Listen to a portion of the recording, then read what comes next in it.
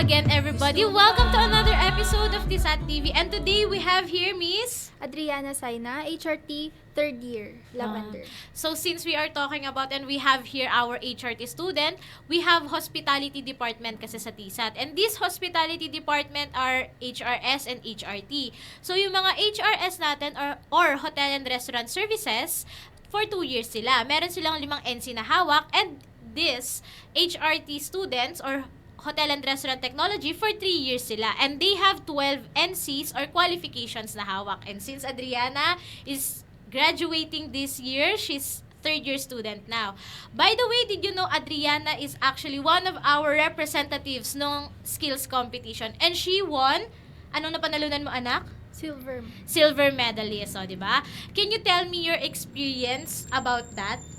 So, yung experience ko po doon is, masaya naman po siya, pero pressure po kasi first time ko po lahat gawin yun. Oh, first time mo lahat gawin yun. Yes. But not bad for a first timer, ha? Silver medalist. Can you tell me anything about dun sa mga naging trainers mo?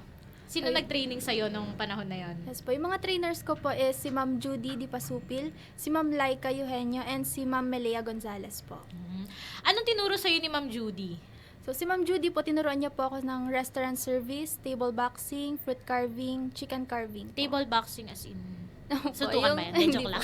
Ano yun? Can you explain to me? Ano yung table boxing? Yes po, yung table boxing po, ito po yung pag-aayos po ng cloth sa table na hindi po ginagamitan ng pin. Di ba po usually kapag may event, ginagamitan po natin ng pin yung cloth po sa table. So yun po, folding lang po talaga ang kailangan doon. Wow, that's amazing. How about si Ma'am Laika? Ano yung tinuro niya sa'yo? Si Ma'am Laika po, tinuruan niya po ako sa communication skills po para sa restaurant service ko po. How about si Ma'am Melea? Si Ma'am Melea po, siya po yung nagturo sa akin ng bartending. Bartending. Gaano katagal kang nag-training para sa competition na to? Actually po, hindi pa umabot ng 1 week, 5 days lang po ako nag-training. O, di ba, ang bongga. See how competent our teachers are. For 5 days, less than 5 days, di ba, kayang ituro. Gaano kayo katagal sa isang araw nagpa-practice? So, mag-start po kami ng 9 a.m. tapos matatapos kami ng 11 p.m. Kayo yung nagbubukas tsaka nagsasara ng TSAT? Yes. Joke lang. Anyway, so, see, ang competent at saka ang skilled ng mga teachers dito sa TSAT. For 5 days, less than 5 days rather, di ba? Kaya nilang ituro yung mga skills sa mga estudyante, di ba? How about yung experience mo nung nagte-training? Can you share your experience? Ano yung ginagawa ninyo habang nagte-training? Training po, halo-halo na po kasi yung pressured po, syempre po, first time ko nga po lahat gawin yon. So, gusto ko po, maabot ko po talaga expectations nila, kaya yun. So, nung training, ano yung mga challenges na na-meet mo? Yung na-encounter mong challenges? Challenges, ma'am? Yung tulog po kasi medyo, na po yung tulog ko nun mga 5 hours na lang po kasi nga po. Yung training po namin talaga, umaga hanggang gabi, tapos... nocturnal na kayo, no? You don't deserve sleep, B. Ganun na agad siya, di ba? Dahil joke lang. Since it's a sacrifice, di ba? And since etong sacrifice na to, di ba, meron ka namang silver medal at the end of the competition. So, nung competition, ilang araw ang competition? 2 days lang po yung competition namin. Anong meron dun sa first day ng competition? First day po is ginawa namin yung table boxing, bartending, barista, fruit carving po yun. Pwede mong i-explain sa akin anong ginagawa doon sa fruit carving? Parang hindi kasi ito yung normal na fruit carving na nakikita natin eh. Yes po. Yung fruit carving naman po is hindi pwedeng gamitin yung bare hands natin. So, gagamit tayo ng fork and knife lang. Yun lang po ang gagamitin natin. So, hindi nyo talaga pwedeng hawakan yung fruit during Yes that po. time. Kaya challenging po talaga Paano yung fruit yun? carving. O, diba? Imagine mo na lang kung paano yun. How about sa barista? Parang naaamoy ko dati yung coffee nung nagtitraining kayo eh. Yes po. Barista po, meron, nagtimpla po kami ng signature coffee din po namin doon. So, may sarili kayong recipe during Yes that po, time. Wow, shala. Sino yung mga nakatikim nun? Yung mga judge po natin. Oh, shala. Ilan ang judge na meron? Do you know how many judge do you have during that time? 3 lang po. 3 yung judge. See, for a span of less than 5 days, natutunan mo yung mga yan. How about sa bartending? Anong ginagawa sa bartending? Sa bartending naman po is tinuruan po ako ni Ma'am Melea gumawa ng cocktails and mocktail. So, nung competition, nag-serve ka ng cocktails at saka mocktail drinks. Yes po. Wow, galing. Ilan mocktails at cocktails ang tinimpla mo? Cocktails po 2, isa pong mocktail. Ano pa yung competition na nandun sa first day? Sa table boxing, ano naman ginawa mo doon? Yung pagpo-fold lang po ng cloth. Pero challenging po yun. Kailangan po kasi pantay-pantay talaga yung cloth mo doon. So how was the experience? Pantay ba siya doon sa table at saka doon sa cloth? Hindi po talaga pantay yung size ng table tsaka nung So cloth dilemma po. siya. Anong Yes ginawa po. mo nung Ginawan ko na competition? lang po ng paraan, in-adjust ko po sa edge ng table. Kumasya naman? Kumasya Wow, naman congrats, po. di ba? Not bad talaga for the first timer, di ba? How about nung second day? Anong meron sa second day? Second day po, nandun po yung restaurant service, dalawa lang po. Restaurant service. Anong meron sa restaurant service? Yun po yung pagsaserve ng starter natin, which is yung bread and butter. Tapos yung main course na java rice and grilled chicken. Tapos yung dessert po na cake. Yan. Okay. So, all of this na ginawa mo sa skills competition, lahat to natututunan sa TISAT, tama? Yes po. Diba? Since yung sa tables service, tinuturo yun sa FBS or Food and Beverage Service. Then, the others ay tinuturo sa iba pang subjects, diba? Yes That's po. good, diba? In 5 days, natutunan niya po lahat ng 12 na qualifications na kailangan sa TISAT. Yes De, po. joke lang, diba? Anyway, I heard, how was your experience naman nung competition day na?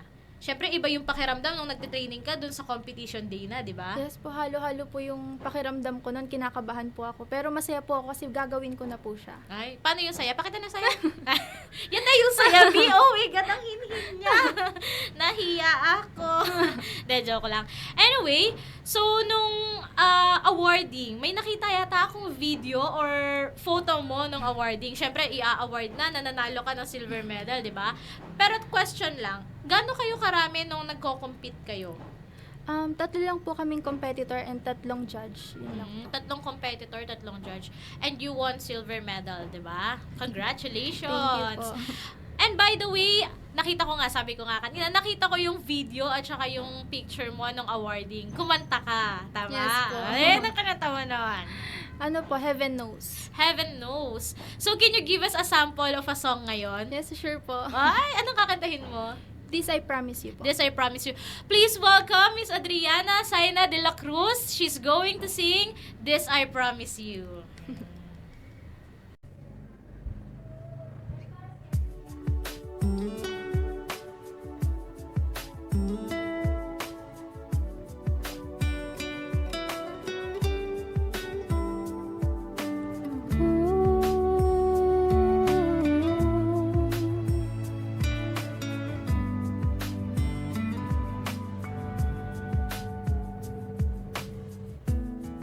When visions around you bring tears to your eyes,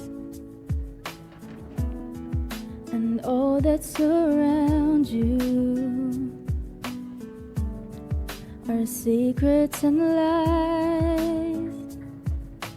I'll be your strength, I'll give you hope, keeping your faith when it's gone. When you should go, we're standing here all alone.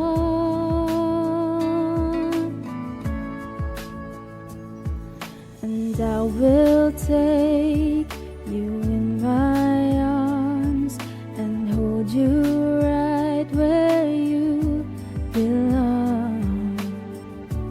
Till the day my life is through, this I promise you. This I promise you. I've loved you forever, in lifetimes before, and I promise you never will you hurt anymore.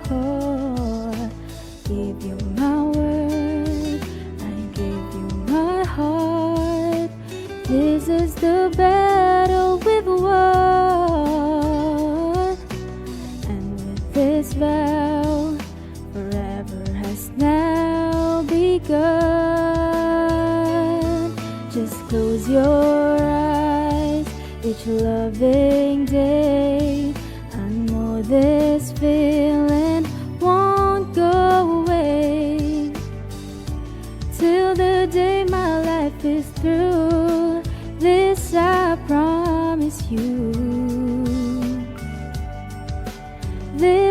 I promise you.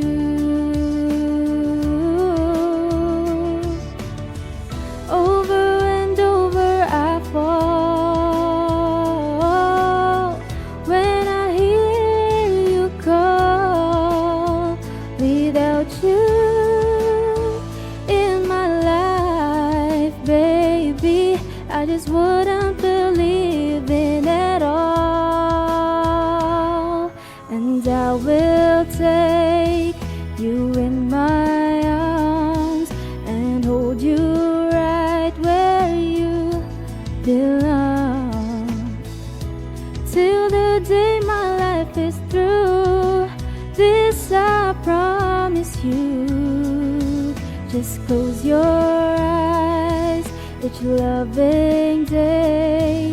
I know this feeling won't go away. Every word I say is true. This I promise you, baby. Every word I say is true. This I promise you. Ooh, I promise you.